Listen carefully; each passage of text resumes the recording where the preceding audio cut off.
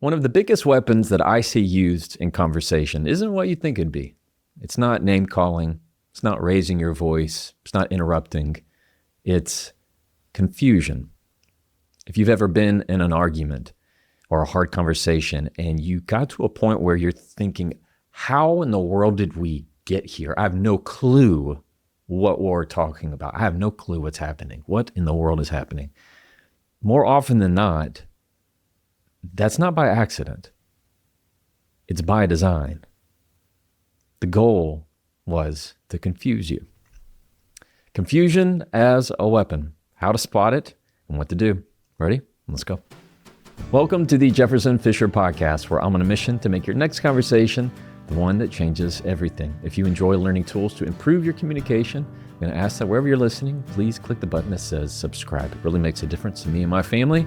And in exchange, I'm going to make you a better communicator when you listen to these episodes. This podcast is sponsored by Cozy Earth. Matter of fact, now that I'm thinking about it, I'm actually wearing Cozy Earth. And I sure am. I didn't even plan this. I'm wearing their pants. They're not sweatpants, but they are cozy. You might be asking, Jefferson, is it cozy? Yes, they are cozy.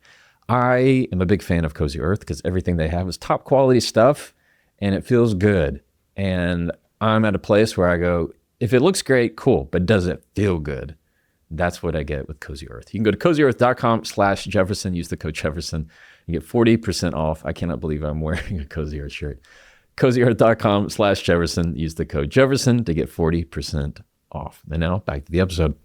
Weaponized confusion is one of the most frustrating things that I run into in conversation. What I run into in my day-to-day.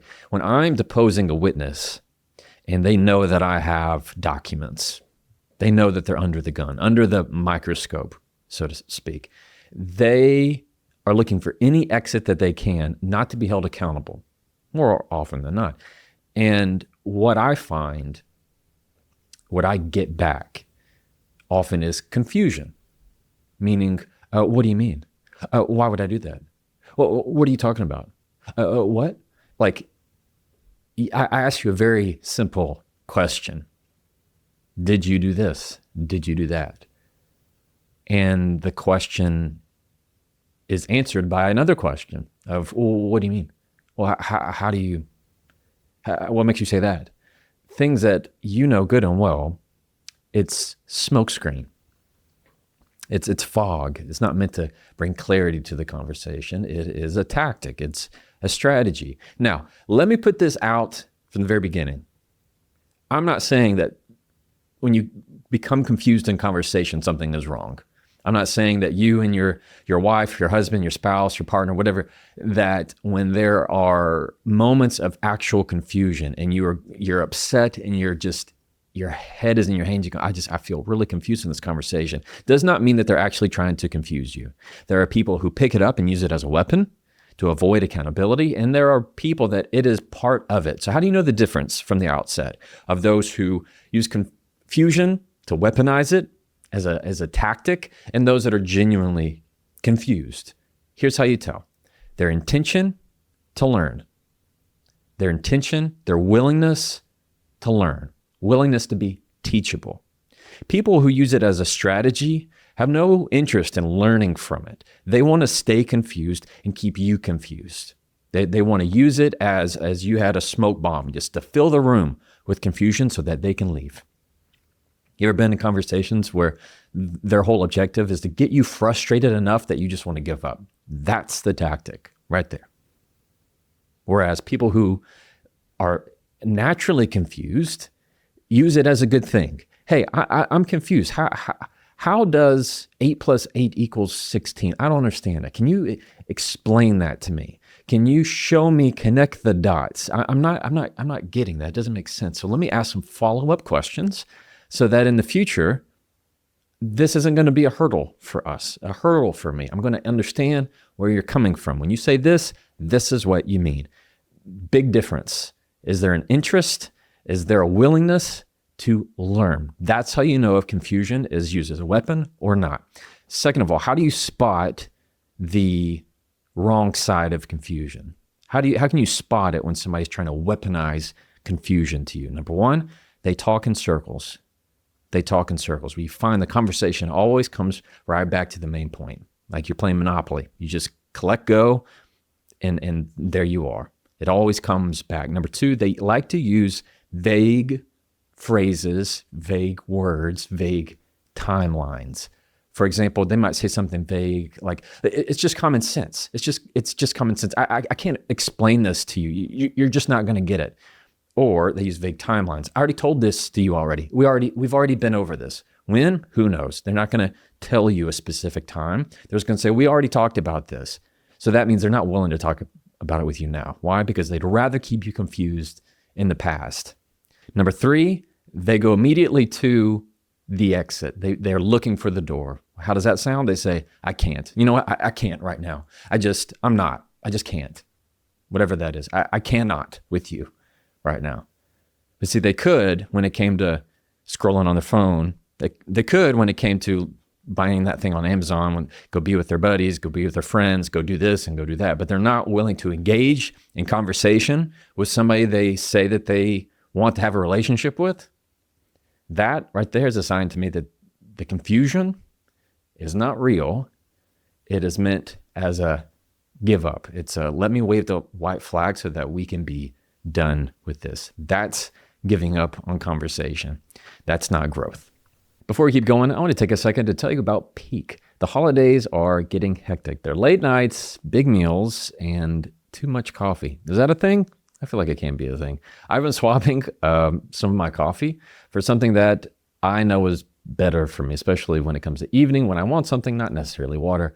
I like to drink Peak. They have these tea crystals that are awesome. This holiday, while others are chasing the rush, find your sense of calm with Peak. Peak is a luxury wellness brand powered by rare plants and cutting-edge ingredients, offering the perfect remedy for the season's hustle and bustle. Their teas, the crystals themselves, are loaded with these probiotics, prebiotics, and postbiotics that support gut health, metabolism, and sustained energy. They're smooth, they taste good, they're rich, gives you a lot of steady focus without all the crash. Me personally, I like to sometimes drink one in the morning, but more often than not, I like to drink one late in the evening because I know coffee is what's going to give me that huge crash and mess up my sleep, definitely mess up my stomach. And so Peak is something that is easy to drink and keeps me clear-headed. Feel the holiday magic and unlock your healthiest glow with the most exciting offer of the season. 20% off site-wide for life, plus a complimentary exclusive holiday bundle. Go to peaklife.com/Jefferson. That's PIQUE life.com/Jefferson. Try it and glow from the inside out. And now back to the episode. So maybe you're asking yourself, all right, I get the 3 points. I get how people use it as circular talk. I see how they want to use vague concepts. I see how they just use it to have a King's X and say, I'm out of this conversation without actually engaging in dialogue. What do I do about it? Well, I'm going to tell you. When it comes to the circular dialogue, this merry-go-round that you feel like you're continuing to go on, what I have found most helpful in hard conversations is I will say, give me the headline. Can you give me the headline? Meaning I'm going to ask the other person to, like a newspaper, give me the headline of what is coming up for you right now. Because we can have these big major subjects, and then what happens is we get lost in all the details, and then we're just fighting over details. And then one of us says always or never, and then it's all out the door. And it's not, I don't ever do that. I don't always do this. Yes, you do. And before you know it, you are 10 miles off of the starting point of where you need to be. So how do I use headlines? When I ask, can you give me the headline? What I'm saying is, give me the head takeaway. So for me, let's put in a personal example.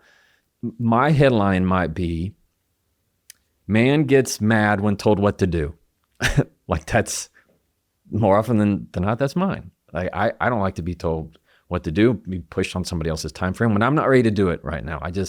I like to go at my own pace on things. And that's me. So it's sometimes easier for me to give the headline of this is what's happening to me rather than getting into all of the details about it. Like we'll go through the details and ask questions and go back and forth, but give me the headline. So if you were to ask somebody, give me the headline of what you're feeling. People who are confused in the good sense will give you a headline. They'll say, I'm struggling with feeling like you care. And a lot of the times they're just feelings. I am hurt by how you didn't ask how I was doing. I get upset when you don't want to have deep conversation with me. These headline statements that help clarify things and bring it really right up to the top, because sometimes you need an umbrella to take over everything. People that are using confused as a weapon, they're not going to want a headline. They're going to think it's stupid. They're going to want to keep you in the details. They're going to want to start poking about who's right and who's wrong. They're not going to want to go above the surface with you. Sometimes you have to go up to the surface to take a breath and go, where are we going? Oh, wait, yeah, that's where we're headed. Like you have to climb to the top of a tree, look through the forest and see where are we going? Oh, now I have our heading. Now let's go, to kind of reset yourself. Number two, what are ways that I deal with people who are trying to use confusion as a tactic? Another that I like to do is I go through, are you saying these are facts, or are you saying this is a feeling? Are you saying this is a fact, or are you saying this is a feeling? What I find is that usually the more emotional the conversation is, the more it's about feelings. They're rooted in fear. Look, I'm not saying this is true. I'm saying this is a fear for me. That's what I typically hear. This is what I also say. Is I'm not saying that this is true or this is not true. My fear is giving me this feeling that we're never going to come out of this, that you're not going to want to be with me, that you're not really interested in this, and that you're going to not want to be in this relationship, whatever it is in your life. Whenever you voice things as a feeling rather than as a fact, there's far less chance of somebody being able to use confusion onto you and vice versa, to where they're trying to poke it as a fact. People who are trying to confuse, they usually like to stick more to facts that are just not true and call it a fact. It's a fact that you don't really care. It's a fact. I told you about this already. And it's just not, that's not the reality. So they would much rather weaponize confusion so that you stay in this perpetual state of, what can I do to please you? What can I do to make you happy? How can I help you with all the materials? I find that that's something that can get people in a rut. If you have somebody in your life who likes to weaponize confusion, my guess is you know what it's like to try and pull out every trick that you have in the book to help them. Let me pull up the information, these documents. Let me try and help give you this specific example. Let me help try and pull this in. Don't you remember when we did this and you said this and you said this? And no matter what you do, what they say, they would much rather just stay. They don't want to actually be with you in the conversation. They're just wanting to act confused. What are you even saying right now? What are we even doing this for? And it's hurting the conversation. I'm not saying I'm not guilty of it, that you're not guilty of it. I'm saying we've all been that in our life, and we know how detrimental it can be when you try to perpetually stay in a state of confusion that will tank the conversation rather than have you walk through the conversation together. Number three, what I find, especially with the people that are saying, I can't do this, is to get as detailed as I can. Slow it down. When I say, okay, no problem. Let's slow it all the way down at your pace. Can we go at your pace? See, they're not going to like that when they're using confusion for bad. They're not going to like when you say, well, then let's go at your pace. Most likely you're going to see, you know what? I can't. I'm over this. What are we even doing? Using confusion as a smokescreen. If you slow it down at their pace, they really have no excuse. I'll go at your pace. What can I help with? And then I'll tell you what I need help with. When you just go like left foot, right foot, left foot, right foot, to go on through the conversation, versus when you feel like you have to just give all the information, you get into over-explaining. That can be to me, over-explaining can be a source of true confusion. When you're giving me so much information, I don't know what to do with it. I don't know how to sift that much information right now, because you might be bringing up big things important things, sensitive things that are nuanced in a lot of ways, and they're complex. Whenever you over-explain, that can be a problem. So just watch out for that. What are we talking about here? Am I confusing you as a weapon? No. What I want you to understand is that in conversation, there are times when confusion is something that is used as a sign of here is where we can improve. There is also a place for confusion that makes sure that you will never improve because it is being used to strike you down. In law, there are legal concepts in case law that the phrase is to use as a sword and a shield, meaning sometimes in legal principles, they'll try to use something in law as both a way to strike down something and also a way to shield themselves, that to say they're immune from it. Confusion is kind of that same thing. Might try to put you down. You're so confusing, and yet when you try to clarify, they all of a sudden put it up and say, well, but I don't know, I'm confused. I don't understand. They're not really wanting to. They want their cake and eat it too, kind of thing. They want it both ways. They want everybody to be confused. So that's the point here, is that just because somebody's confused does not mean that they truly are. They might just want to be out of the conversation. So watch out for that. Watch out for the people who do that. And it's usually a habit. You see it over and over again. Depends on the level of relationship. People that are quickly confused in the bad sense are people that are usually lower on the emotional intelligence scale. They don't have nearly the longevity to be in conversation longer with you. And that takes time and that takes growth. Just watch for that. Be careful of that in your conversations. Confusion as a weapon, from narcissists to gaslighters to toxic to anything, to you and me and everybody who means it for good. It is not what you do with the confusion. It is your true intent behind it. Are you willing to use it to learn? That's how to handle it. As always, you can try that and follow me.